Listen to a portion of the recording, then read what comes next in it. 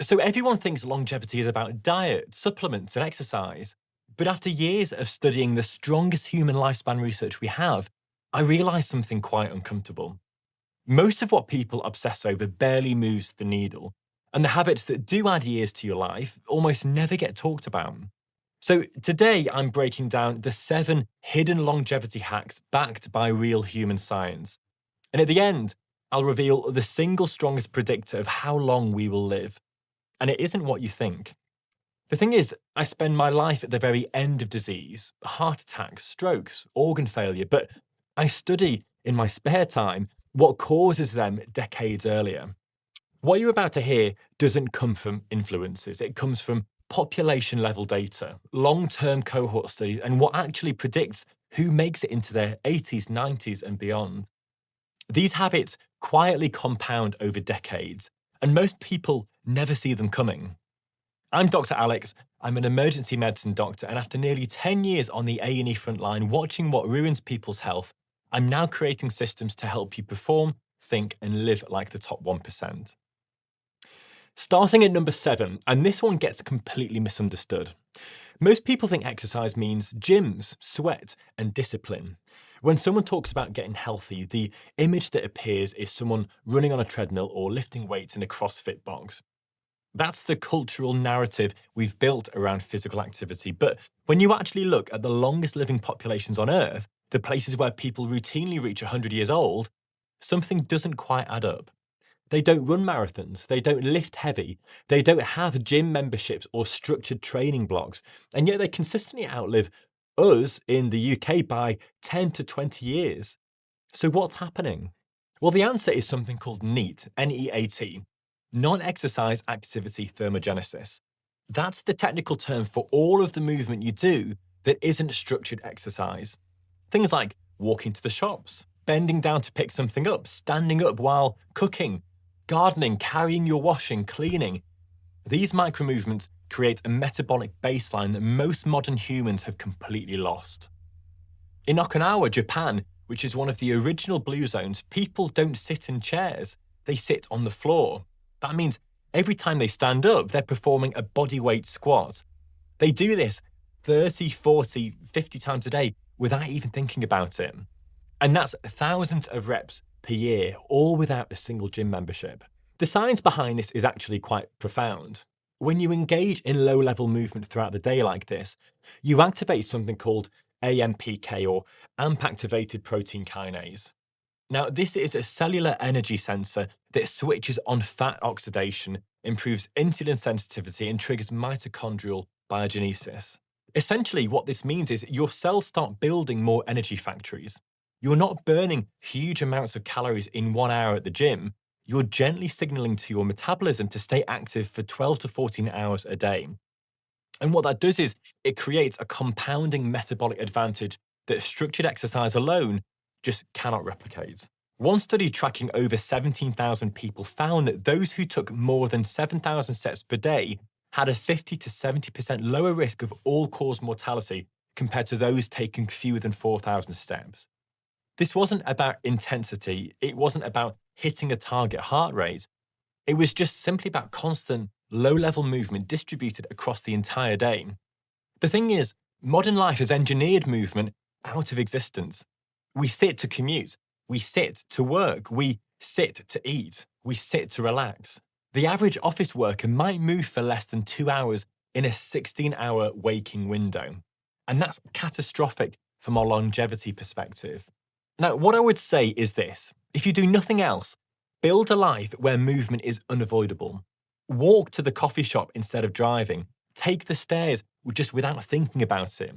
Stand during phone calls. Do your emails on a walking treadmill. These aren't hacks, this is just how humans are supposed to exist. The longest living people don't treat movement as something they schedule. They treat it as the texture of daily life. And metabolically, that makes all the difference. Okay, moving into number 6. Now, your body doesn't just respond to how you eat and how you move. It responds to when you do those things. Most people understand that sleep matters. They know 7 to 9 hours is the recommendation. They know that screen time before bed is probably bad. But very few people understand that your circadian rhythm, the internal 24-hour clock running every cell in your body, is one of the most powerful regulators of lifespan you have access to. Shift workers, like me, night owls, and people with chaotic sleep schedules die earlier, even when diet and exercise are controlled. That's not a lifestyle penalty, that's a biological one. And when research tracked over 400,000 people in the UK Biobank study, they found that people with disrupted circadian rhythms had significantly higher rates of mood disorders, cancer, cardiovascular disease, and early death. The effect size was comparable to smoking or obesity. That's how deeply wired circadian timing is into human biology. So, why does this happen? Well, your circadian clock controls the release of hormones, the repair of DNA, the clearance of metabolic waste from your brain, and the timing of your immune response. Melatonin, which is the hormone that makes you sleepy, doesn't just help you fall asleep. It's a potent antioxidant that protects your mitochondria from oxidative damage. But melatonin is suppressed by light, especially blue light between 400 and 500 nanometers. Now, if you're scrolling Instagram at 11 p.m. with your phone 6 inches from your face, you're chemically blocking one of your body's most important longevity signals. As well as that, glucose tolerance worsens as the day goes on. There was a recent study that showed how eating the exact same meal at 8 p.m. versus 8 a.m. produces significantly higher blood sugar spikes in the evening. And that's not because your metabolism is slower at night. It's because your pancreas is programmed to secrete less insulin after dark. Eating a large meal late at night forces your body to process glucose at a time when it's biologically least equipped. Over years, that creates insulin resistance, a fatty liver, and accelerates metabolic aging.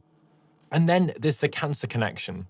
The WHO has classified shift work as a probable carcinogen. Why? Well, because circadian disruption suppresses melatonin, increases inflammatory cytokines, and desynchronizes the repair mechanisms that prevent DNA mutations from becoming malignant. Night shift workers have higher rates of breast cancer, prostate cancer, and colorectal cancer. The mechanism isn't mysterious, it's circadian. So, what this means practically is that circadian discipline might be more important than sleep duration alone. You need to anchor your biology to a predictable light-dark cycle. That means getting bright light exposure, ideally sunlight within the first hour of waking. What that does is it resets your master clock in the suprachiasmatic nucleus of your brain. It means dimming lights after sunset, using blue light blockers if you're using your screens late at night, and eating your largest meal earlier in the day when your insulin sensitivity is highest. It means going to bed and waking up roughly at the same time every day, even on weekends. Because it's not about perfection, it's about consistency. Your cells do not understand jet lag or social schedules. They understand light, darkness, and rhythm. So protect that rhythm and protect your lifespan. Okay, number 5 is all about something most people completely misunderstand. 2 people can weigh the same. One develops heart disease at 45, the other doesn't. One has type 2 diabetes by 50, the other is metabolically healthy into their 80s. Weight alone doesn't explain this. BMI doesn't explain this. Even body fat percentage doesn't fully explain it. Something deeper is happening underneath, and it's one of the most predictive markers of whether you'll live a long, disease-free life or not. Obesity isn't actually one of the best predictors of lifespan. Metabolic dysfunction is. You can be thin and metabolically broken. You can be overweight and metabolically healthy. The difference comes down to insulin sensitivity, glucose regulation, and how stable your metabolism is under stress. Now, researchers call this metabolic flexibility, the ability of your cells to switch between burning carbohydrates and fat depending on availability. When that system works, you age slowly. When it breaks, you accelerate towards every major chronic disease. Now, one of the best ways to measure this is something called HOMAIR, Homeostatic Model Assessment of Insulin Resistance. It's calculated from your fasting insulin and your fasting glucose. A high score means your cells are resistant to insulin. Your pancreas has to pump out more and more insulin just to keep your blood sugar normal.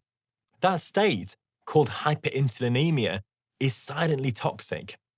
Elevated insulin drives fat storage, promotes inflammation, raises blood pressure, and accelerates atherosclerosis.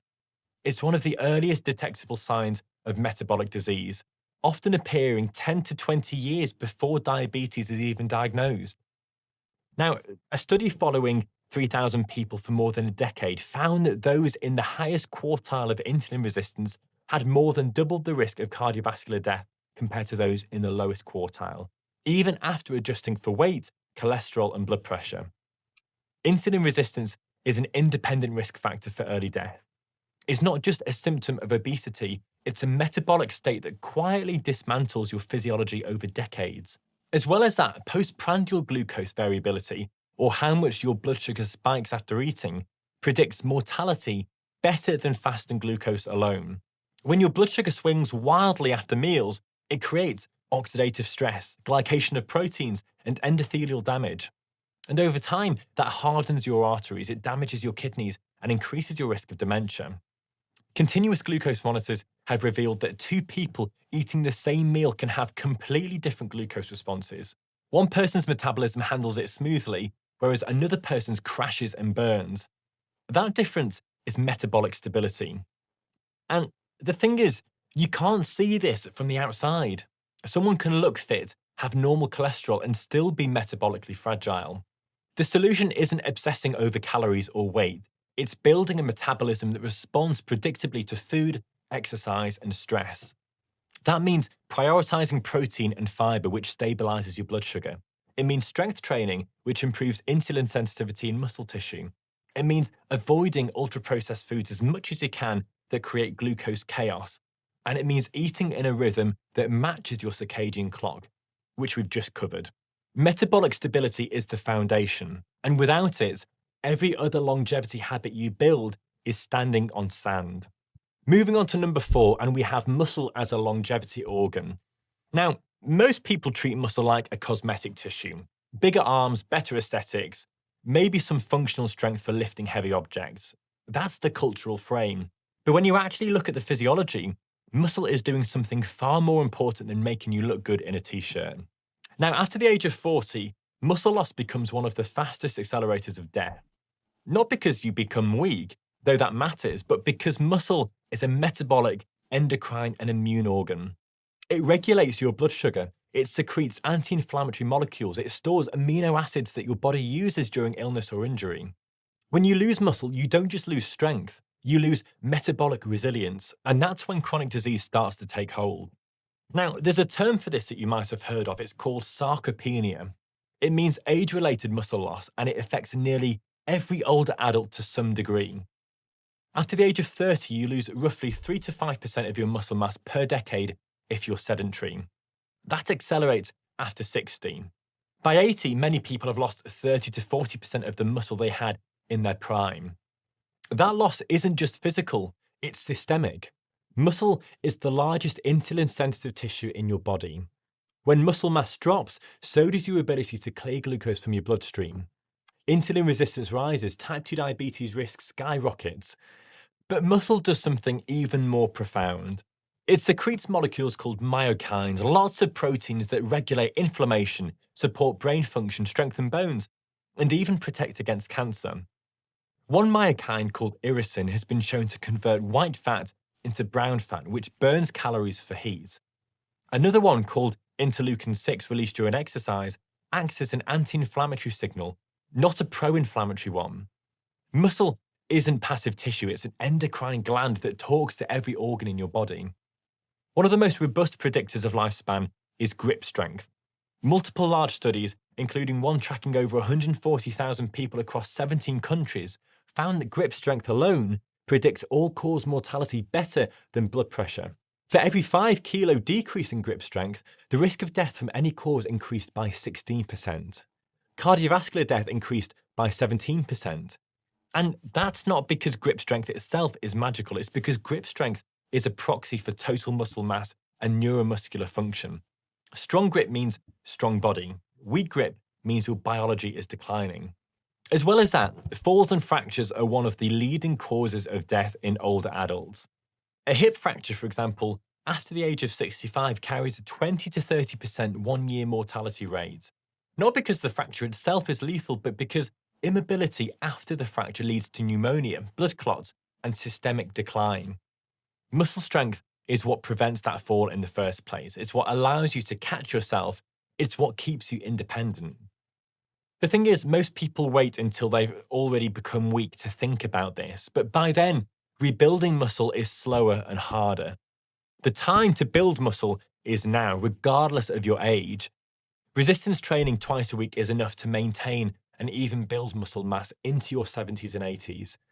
Progressive overload, gradually increasing the weight or resistance, is the signal your body needs to adapt. You don't need to become a bodybuilder, you just need to stay strong enough that your body remains resilient under stress. Muscle is longevity insurance, so treat it that way. Okay, so number 3 challenges one of the most widespread myths in health and wellness. Everyone thinks the solution to stress is avoiding it. Meditation apps, digital detoxes, saying no to more commitments. The entire wellness industry is built on the idea that stress is inherently harmful and should be minimized at all costs. But when you look at the highest performing, longest living people, they don't avoid stress. They experience enormous amounts of it, and yet they live longer than most people anywhere else in the world. The real question isn't how much stress you experience, it's whether your nervous system can recover from it. That ability to return from a state of activation to a state of rest is what determines whether stress strengthens you or destroys you. Your autonomic nervous system has 2 branches: sympathetic, which drives your fight or flight response, and parasympathetic, which governs rest, digestion, and repair. Now, longevity doesn't come from living in parasympathetic mode all the time. It comes from having a nervous system that can flexibly switch between the two. One of the best ways to measure this is your heart rate variability, or HRV. This is the variation in time between your heartbeats. Now, counterintuitively, higher variability is better. It means your nervous system is adaptable. It can ramp up when needed and downregulate when it's safe. Low HRV means your system is stuck in a state of chronic activation.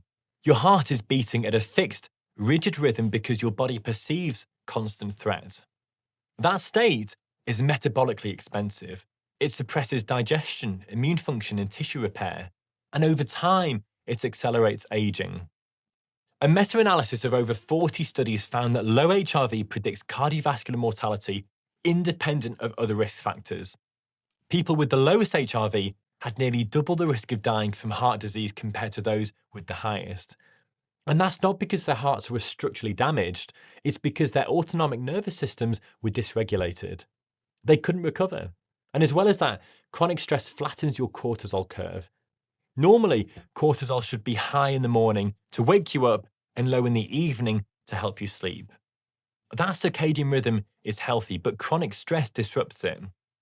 Cortisol stays elevated throughout the day and night. That state, which we call allostatic load, increases inflammation, impairs immune function, and accelerates cellular aging.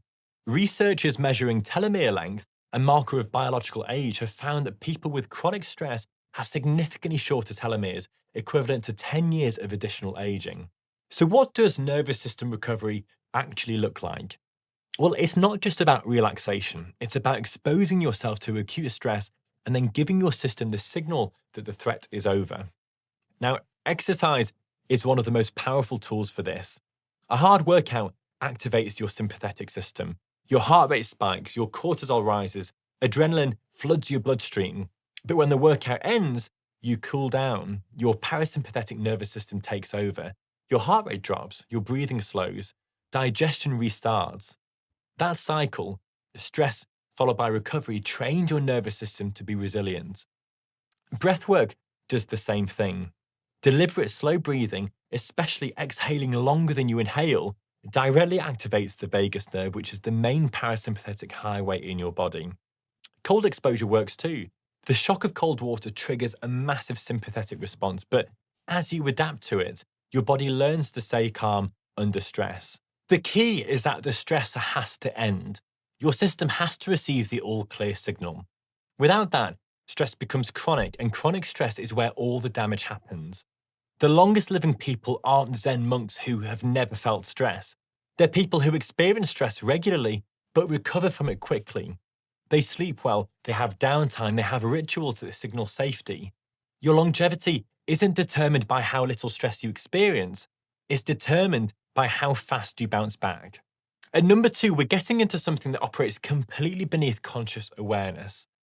Aging isn't driven by time alone, it's driven by biological friction, the slow, relentless accumulation of damage at the cellular level.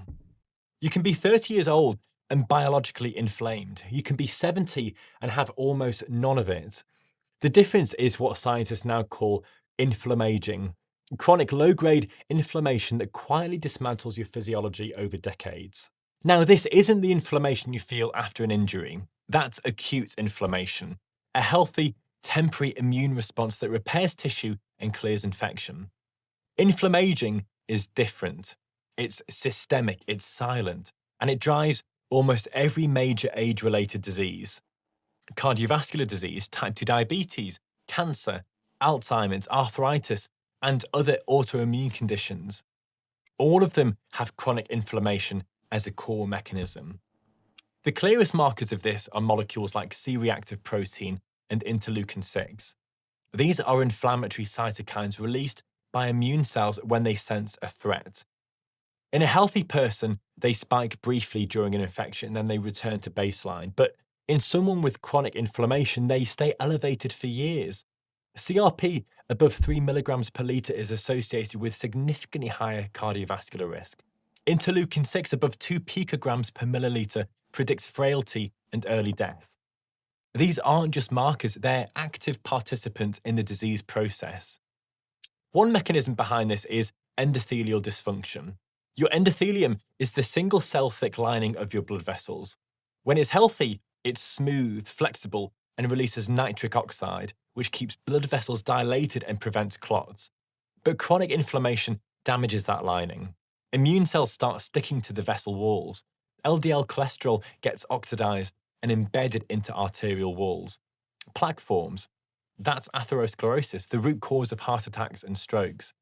It doesn't start with high cholesterol, it starts with inflammation damaging the vessel wall, and cholesterol gets recruited to try and repair it.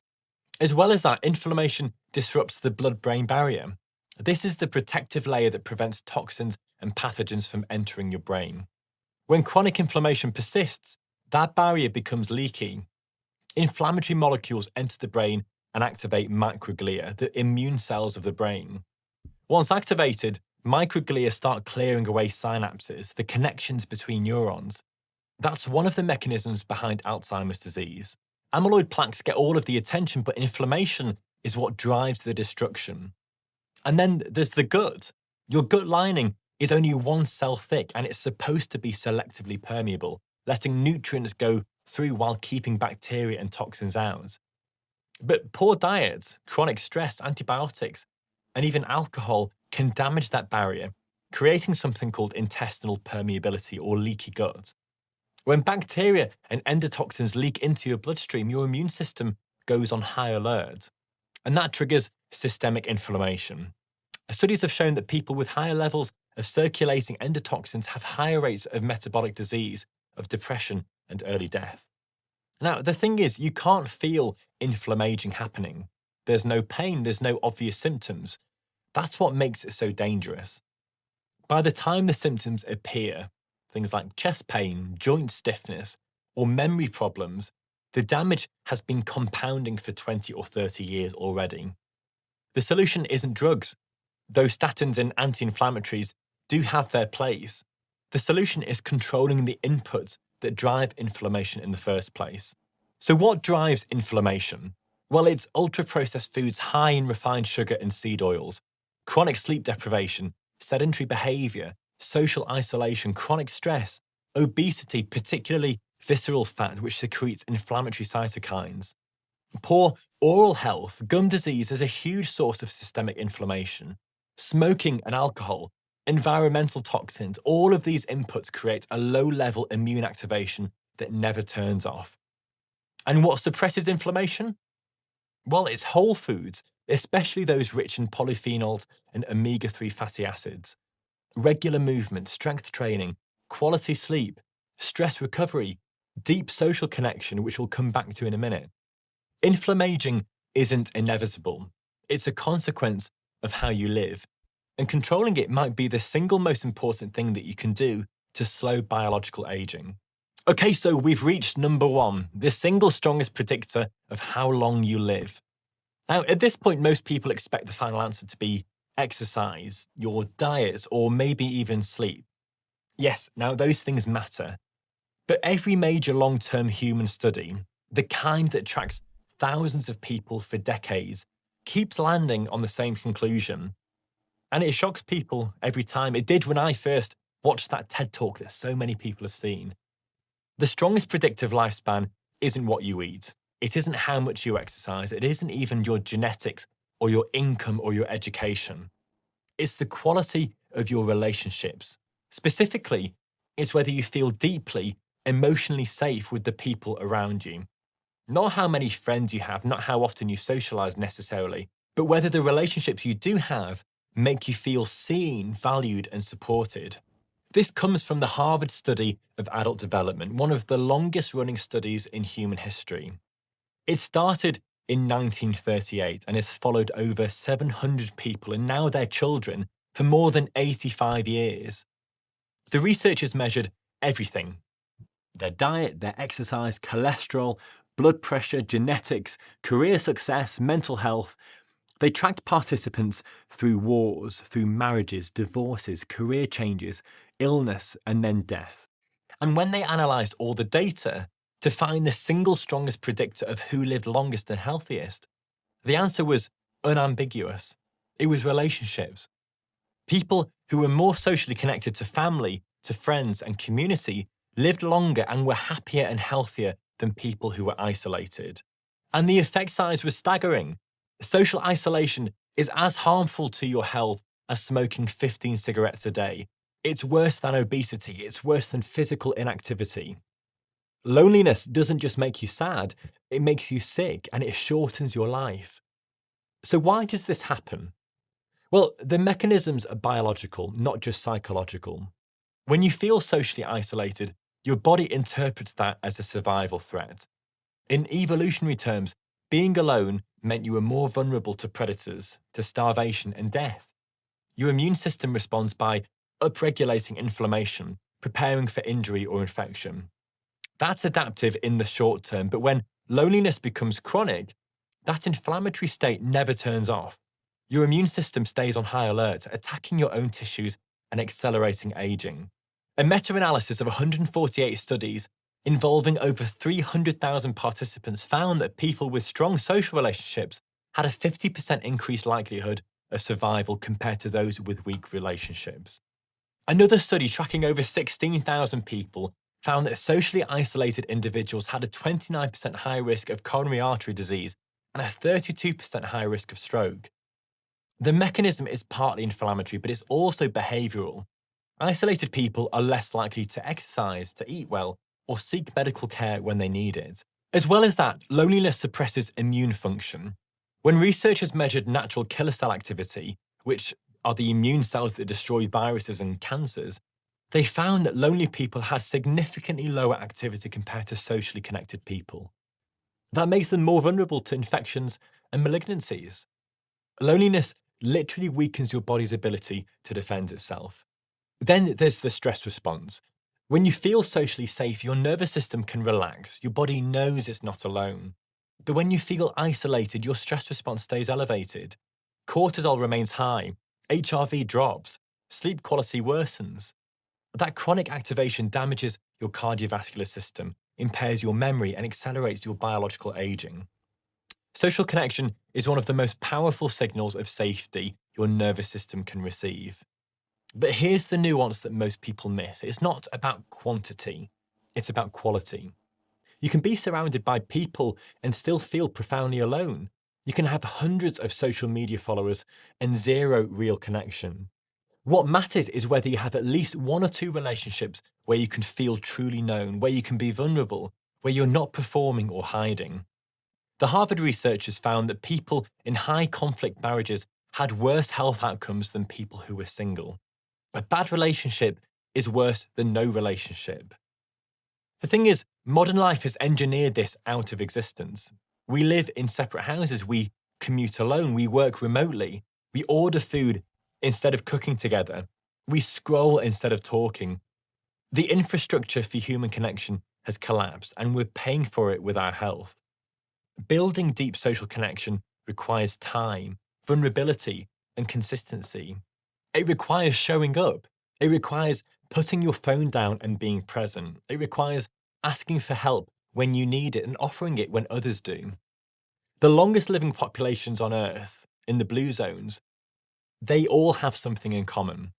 It's not their diets or their exercise necessarily, it's that they live in tight-knit communities where social connection is woven into daily life.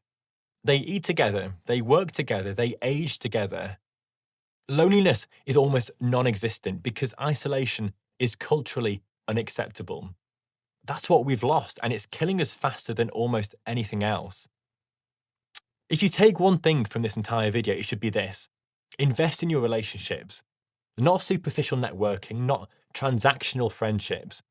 I mean real deep, emotionally safe connection. Call the people you care about. Spend time with them in person. Be vulnerable. Let them see you. And that single habit, more than any supplement, any workout, any diet, will add years to your life and life to your years. Most people chase optimization. They count macros, they track sleep scores, they buy expensive supplements and wearables. And all of that has its place, but the longest living people don't optimize. They build stability, daily movement woven into the fabric of life, predictable rhythms anchored to light and darkness, metabolic calm that keeps blood sugar steady and insulin low, strong muscle that protects them from frailty, a nervous system that can handle stress and recover quickly, low inflammation that prevents silent damage from accumulating, and most powerfully of all, human connection that makes life feel safe. Longevity isn't built in extremes. It's not built through biohacking or expensive interventions. It's built quietly through systems that compound for decades while nobody is watching. It's built through habits that don't feel dramatic in the moment, but create an entirely different trajectory over 20, 30, or 40 years. The people who live longest aren't the ones who try the hardest. They're the ones who build lives where health is the default, not the exception. So if you found this useful, then please subscribe to the channel and give this video a like, and I'll see you in the next one.